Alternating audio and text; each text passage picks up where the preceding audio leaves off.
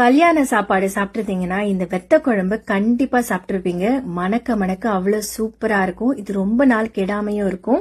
இந்த குழம்பு எப்படி செய்யறதுன்னு தான் பார்க்க போறோம். நம்ம சேனலை ஃபாலோ பண்ணிக்கிட்டே பாருங்க. புளிய நல்லா கரைச்சி எடுத்துக்க போறோம்.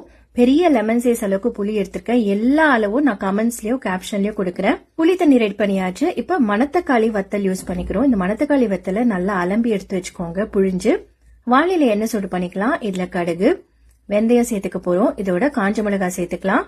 பொடியா நறுக்கின வெங்காயம் சேர்த்துக்க போறோம்.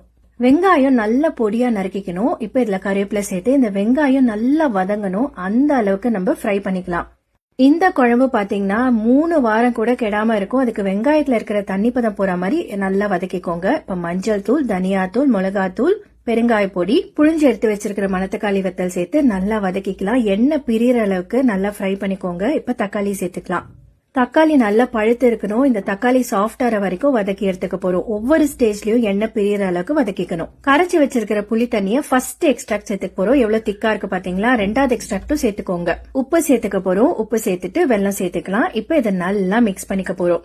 இப்பதான் ரொம்ப முக்கியமான பாட்டு இருக்கு. ஒரு 15 to 20 நிமிஷம் இந்த குழம்பு நல்லா சுண்டுற அளவுக்கு கொதிக்கணும்.